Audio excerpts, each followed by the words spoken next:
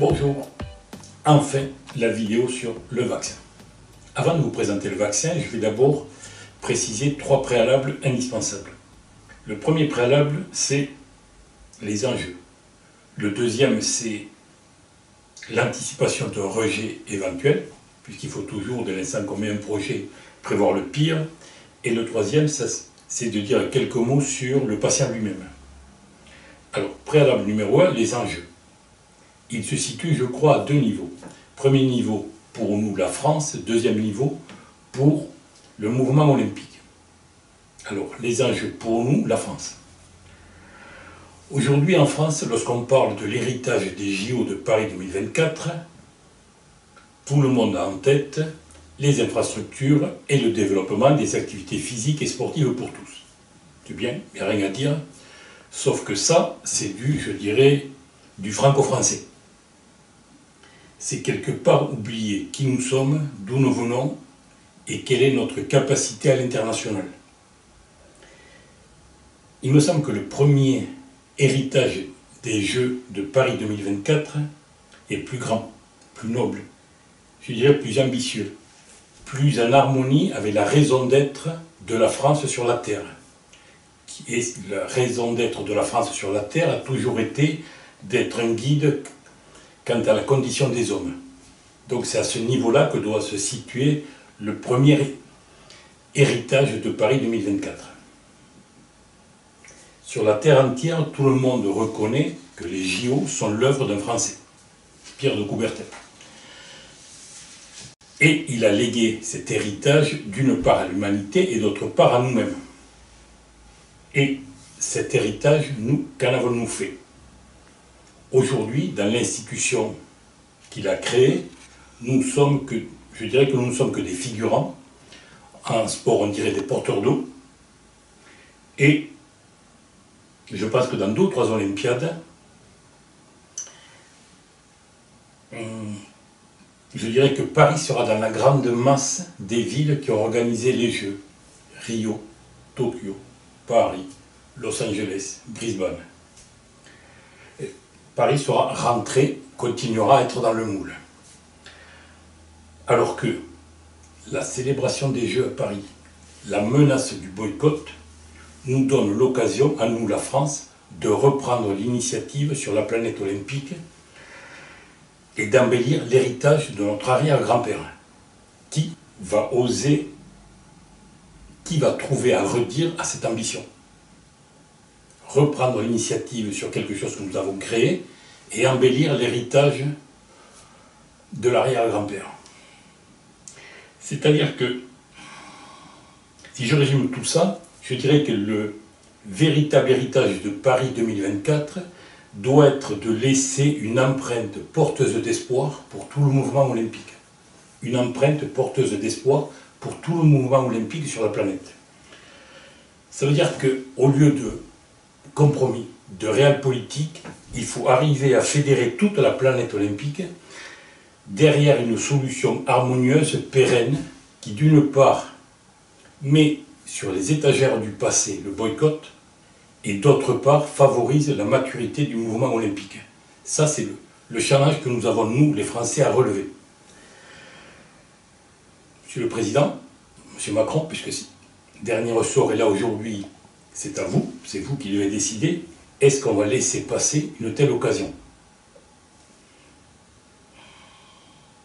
Nous devons reprendre l'initiative et sur toute la planète olympique, tout le monde doit se dire, tous et toutes doivent se dire, la France est de retour. Ça, c'est l'enjeu pour nous les Français. Maintenant, les enjeux pour le mouvement olympique. Sur toute la planète,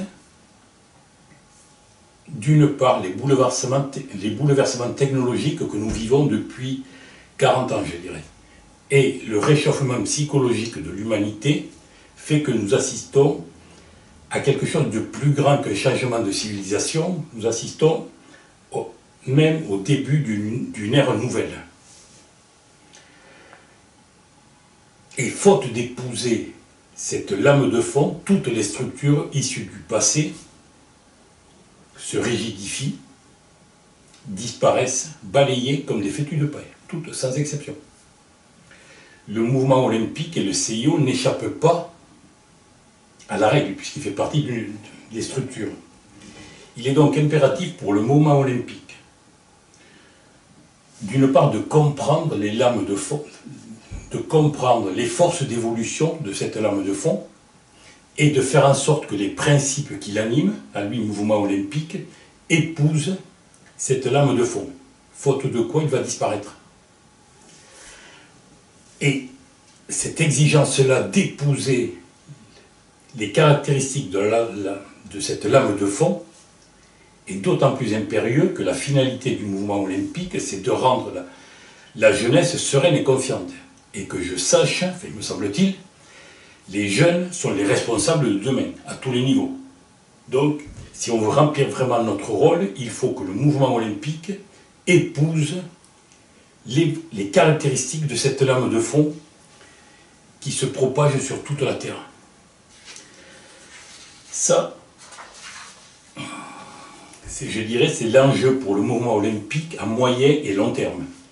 À court terme immédiat, pour Paris, l'enjeu est simple. On veut des jeux nickel, propres, sans ombre. Ça, c'est les enjeux immédiats et à moyen et long terme pour le mouvement olympique. C'était le premier préalable, les enjeux. Si maintenant j'aborde le préalable numéro 2, l'anticipation d'un rejet éventuel. Les responsables du CIO peuvent d'une part refuser l'administration du vaccin, peuvent dédramatiser, peuvent même éventuellement me faire passer pour un fou à titre personnel, mais il n'y a vraiment aucun souci. Néanmoins, je pense que si le statu quo du fonctionnement actuel est maintenu, si rien n'est fait, je pense que dans 2 ou 3 décennies, sans vouloir jouer les Cassandres, le CIO aura disparu et les Jeux Olympiques ne seront plus qu'un merveilleux souvenir. C'est ce que je pense si on laisse les choses se dérouler telles qu'elles sont. Et je voudrais préciser, dans cette anticipation du rejet éventuel, que Pierre de Coubertin, en son temps, avait même envisagé cette hypothèse. Préalable numéro 3. Quelques mots sur le patient. Toutes les personnes du corps médical, qu'elles soient infirmières, médecins, mettent le même amour, le même professionnalisme, je dirais, pour soigner un patient, qu'il soit SDF, une personne normale comme moi, ou une personne connue ou reconnue. Donc, tous mettent le même amour et le même professionnalisme. Mais avant même de soigner, ils essaient de savoir à qui ils ont affaire. Donc ici, dans le patient que nous essayons de soigner, le patient, c'est le mouvement olympique, et sa raison d'être, c'est ce pourquoi il a été créé, c'est être moyen d'éducation basé sur une élévation morale. Donc l'olympisme, c'est un moyen d'éducation basé sur l'élévation morale. Je fais cette précision, vous pouvez me dire que c'est peut-être inutile, mais comme je pense qu'il y aura des détracteurs, des opposants à cette idée même de vaccin, je préfère leur dire, parce que s'ils veulent le critiquer, il n'y a pas de souci, mais qu'ils attaquent par là, parce que sinon tout le reste, toutes les critiques qui ne s'appuieraient pas sur cette définition de l'olympisme, serait, trivialement on dirait comme ça, ou du pipi de chat. D'ailleurs, nul et non avenu. Bon, les préalables étant posés, maintenant on va s'attaquer enfin au vaccin.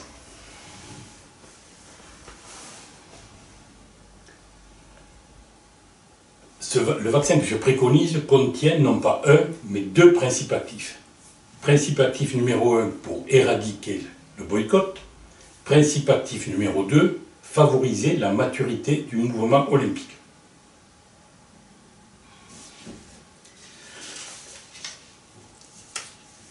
Souvenez-vous, lorsque vous avez dû vous faire vacciner, lorsque j'ai dû me faire vacciner, lorsqu'une personne se fait vacciner, la dernière question qu'elle pose avant l'injection du vaccin, c'est est-ce que ça fait mal?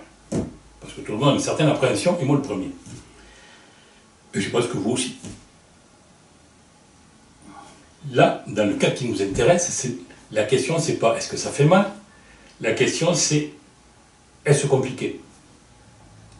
Et de la même façon que le médecin ou l'infirmière vous dit avec le sourire non, peut-être un peu le produit, moi j'ai tendance à vous dire non. Ça sera fonction d'une part de l'emprise de la réelle politique sur le CIO et d'autre part de notre force de persuasion. Voilà.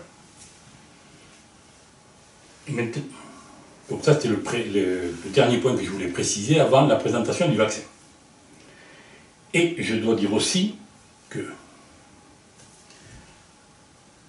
le souhait d'administration du vaccin et la manière dont il va être administré, et je ne dois pas vous administrer un vaccin dans la rue, on le fait dans un contexte propre, médicalisé, enfin ainsi de suite, où il n'y a aucun souci. Donc, le souhait d'administration du vaccin et la manière dont il va être injecté a toute sa légitimité et sa légalité. Toute sa légitimité. Les prochains Jeux sont à Paris, donc chez nous. En tant qu'organisateur des Jeux, en tant que créateur, nous souhaitons que les Jeux soient parfaits, soient une véritable fête du printemps humain. Ensuite, nous sommes la France, c'est nous qui avons rénové les Jeux. Et dernier point, la démarche que je fais, que nous faisons, est complètement transparente au grand jour. Il n'y a rien d'embrouille, c'est franco, c'est direct. Coubertin disait d'ailleurs, l'attaque de face est la première des qualités sportives. Donc moi je vous dis, voilà, il y a un problème, il faut faire ça, je vous le dis clair et net. Ça c'est pour la légitimité. La légalité de ce que je demande, c'est-à-dire l'administration du vaccin et la manière de l'administrer. J'ai dit qu'il y avait toute sa légalité. Il y a toute sa légalité pour une bonne et simple raison, c'est que c'est prévu par la charte olympique, tout simplement. Alors qu'est-ce que nous demandons? Nous demandons l'organisation d'un congrès olympique en 2024 et si possible à Paris. Congrès olympique à Paris en 2024. Pour tous qui ne sont pas au courant ou qui connaissent mal les rouages du mouvement olympique, je vais faire une petite précision. Dans l'Olympique, au niveau du CIO, vous avez d'une part les sessions. Une session olympique, ça correspond à une assemblée générale. Donc les sessions olympiques ont lieu tous les ans, on est à la 140e, et c'est une assemblée générale, c'est vraiment formel. Le congrès olympique, lui, c'est allez, je dirais que c'est un référendum en direct. Je veux dire par là que c'est une invitation de tous les membres actifs du mouvement olympique et on leur demande leur avis. C'est un avis consultatif. Depuis que les Jeux ont été rénovés en 1894, vous avez eu 13 sessions, pas plus. Et sur les 8 présidents qui se sont succédés à la tête du CIO, 6 ont fait des congrès. Et l'actuel, M. Thomas Bach, pour l'instant, n'en a pas fait. Donc on lui demande de faire un congrès olympique. Alors pour vous éviter d'aller chercher, je vais vous citer, et là je m'excuse, je vais lire, je vais vous citer les congrès qui ont eu lieu, je vais vous citer le président, la date et le thème. Avec votre permission, 1894, Viquelas, président du CIO, Paris, rétablissement des Jeux Olympiques. 1897, Coubertin, Le Havre, hygiène et pédagogie sportive. 1905, Coubertin, Bruxelles, sport et éducation physique. 1906, Coubertin, Paris, art, lettres et sport. 1913, Coubertin, Lausanne, psychologie et physiologie sportive. 1914, Coubertin, Paris, règlement olympique. 1921, Coubertin, Lausanne, règlement olympique. 1925, Bailly-Latour, Prague, pédagogie sportive. 1930, Bailly-Latour, Berlin, règlement olympique. 1973, 43 ans après. Kilani, Varna, le sport pour un monde de paix. 1981, Samaranch, Baden-Baden, unis par et pour le sport. 1994, Samaranch, Paris, congrès du centenaire. Là, il y a Guy Dru qui doit s'en souvenir, puisqu'il était rapporteur. 2009, Roge, Copenhague, le monde olympique dans la société. Donc, nous demandons l'organisation d'un congrès olympique à Paris, si possible à Paris en 2024, parce que la situation l'exige, tout simplement. Thème de ce congrès, le mouvement olympique face au boycott, ça c'est le premier titre, ou bien le congrès de la refondation, si nous voulons que les deux principes actifs du vaccin, supprimer le boycott et favoriser la maturité du mouvement olympique, soient intégrés. Donc personnellement, je préconise le congrès de la refondation. Je vais dire quelques mots de ce futur congrès.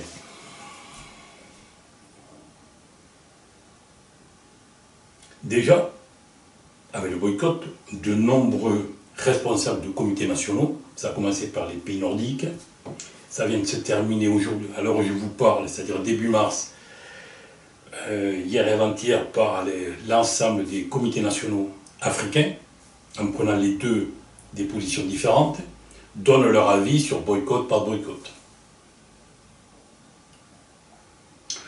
Ces prises de position, je dirais, sont compréhensibles. Mais si elles sont compréhensibles, il est donc complètement légitime de réunir tous les responsables des comités nationaux dans le monde entier et de leur dire « nous avons un souci récurrent, le boycott ». Donc, nous vous invitons à y réfléchir, à trouver des solutions et à proposer une solution définitive qui règle le problème définitivement, pour que le boycott ne vienne plus polluer la noble entreprise dont nous avons la charge. Il y a un problème, on se réunit tous, on en discute, on trouve une solution et on évacue le problème. Voilà tout simplement, en termes de bon sens, le thème majeur du congrès. Maintenant, pour aller plus loin dans mes réflexions sur ce congrès que je préconise, je vais faire une remarque et deux suggestions. Première remarque, la remarque. Pourquoi demander aux fédérations internationales de se prononcer alors que pour l'admission au JO, pour la participation à des Jeux Olympiques, c'est les comités nationaux qui sont impliqués, qui sont sollicités. Je vous renvoie au chapitre 5, article 40 de la Charte olympique. Je vous lis. Les invitations à prendre part aux Jeux olympiques seront envoyées par le CIO à tous les comités nationaux olympiques une année avant la cérémonie d'ouverture. 2. Seuls les comités nationaux olympiques reconnus par le CIO peuvent soumettre des inscriptions aux Jeux olympiques. Donc, en première ligne, pour régler ce problème du boycott, les comités nationaux olympiques. Maintenant, deux suggestions. Suggestion numéro 1. Il faut inciter chaque comité national olympique, sur les 208, chacun de ces 208 comités nationaux olympiques qui vont participer à Paris, il faut les inciter à méditer sur leur raison d'être, sur leur grandeur et la noblesse de l'olympisme. Je veux dire par là que chaque comité national olympique doit se recentrer sur lui-même et réaffirmer son indépendance par rapport aux politiques. Et cette affirmation de l'indépendance passe par l'intégration réelle au quotidien de la dimension symbolique de notre pratique. Et c'est cette dimension symbolique qui fait sens pour tout le monde, que ce soit pour les compétiteurs, pour tous les gens qui s'investissent. C'est le sens, la symbolique des Jeux qui fait que tout le monde s'investit. Et on ne doit plus laisser cette dimension symbolique aux politiques. Et pour vous montrer que ce que je vous dis n'est pas utopique, n'est pas irréaliste, n'est pas irréalisable, n'est pas irresponsable, voici un exemple. Et en même temps, on ne peut pas avoir la prétention de diriger un mouvement si on ne fait pas au minimum autant que les personnes qui font partie de l'institution. Je veux dire par là que nous, les dirigeants doivent, et moi le premier, donc dans mon domaine, on doit faire autant que ce que l'on demande aux athlètes. Sinon, c'est pas sérieux. Sinon, c'est un manque de respect pour les jeunes et pour la mission que nous avons. Donc, je demande à tous les comités nationaux de se recentrer sur leur raison d'être, de réfléchir, de méditer là-dessus. Et voici un exemple concret pour montrer que c'est complètement possible. Je suppose que vous serez d'accord avec moi si je vous dis que le politique qui a voulu le plus récupérer l'idéal olympique à son profit, au profit de son idéologie, a un nom, Adolf Hitler. 1936, les Jeux de Berlin. D'accord? C'est lui qui le plus a dit, ce truc, c'est pour moi. Je vais m'en servir comme caisse de résonance de mon idéologie. Et vous savez comment l'âme de l'olympisme lui a répondu? Vous savez comment elle lui a répondu? Eh bien, je vais vous le dire. Par un bras d'honneur. L'âme de l'olympisme lui a fait un bras d'honneur immédiat et monumental. Ah oui, un vrai. Alors un vrai monumental. Vous savez ce que c'est qu'un bras d'honneur, hein? Souvenez-vous, 1936, pour tout le monde, c'est les Jeux d'un champion. Jesse Owens, 4 médailles d'or. Deuxième épreuve, saut en longueur. Le favori, un Allemand, Lutz Long. Pendant les essais, Jesse Owens a des difficultés avec ses marques. Lutz Long s'en aperçoit, et plutôt que de rien dire, il dit « tant mieux », il le conseille et il lui dit « à mon avis, tu devrais modifier tes marques comme ceci ». Jesse Owens le fait. Bilan des courses, champion olympique Jesse Owens, deuxième Lutz Long. Et les deux, bras dessus, bras dessous, quittent l'air de saut. Si ça, c'est pas un bras d'honneur au petit Hitler, je vois pas ce que ça peut être. Hein. Donc, c'est possible. Suggestion numéro 2.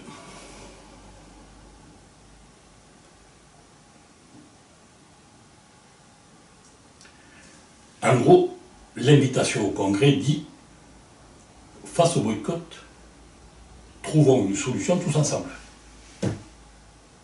Et trouvons une solution pérenne, définitive.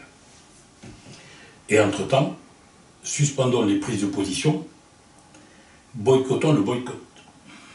Et disons aux politiques de tous bords, continuez à vous quereller si vous le voulez, mais sachez que vous ne prendrez plus la jeunesse de la planète en otage. Vous ne prendrez plus en otage la jeunesse de la planète. Ça, c'est fini. Et nous allons continuer à œuvrer pour un avenir radieux de l'humanité. Nous, on va faire ça, mais la jeunesse en otage, c'est fini. Maintenant, si vous le voulez, vous êtes les bienvenus à la fête du printemps humain. Donc, vous imaginez, à Paris, un athlète ukrainien et un athlète russe qui, après s'être tiré la bourre, avoir combattu franchement, se retirent et vont faire la fête tous ensemble. Si ça, c'est pas porteur d'espoir, si ça, ce n'est pas la raison d'être de l'olympisme, je ne vois pas ce que c'est. Et c'est pour ça que les JO ont été rénovés. Donc, suggestion numéro 2, en même temps qu'il y a un congrès de la refondation, il faut la signature d'un moratoire, le moratoire de Paris. Boycottons le boycott. Boycotter le boycott. Si maintenant je fais un point d'étape sur ce vaccin et son administration, je dirais que, 1, il y a un congrès olympique à organiser. 2, il y a la signature d'un moratoire. Et à ce stade de mon exposé, à la question c'est compliqué, j'ai tendance à vous dire, pas tant que ça, nous avons un seul homme à convaincre, le président du CIO, M. Thomas Bach. Ça, c'est pour le boycott. Si maintenant nous voulons injecter le deuxième principe actif, pour favoriser la maturité du mouvement olympique, il y a une seconde personne à convaincre. Qui, quoi, pourquoi, comment, c'est ce que nous verrons la semaine prochaine. Pour l'instant, bonne méditation et merci.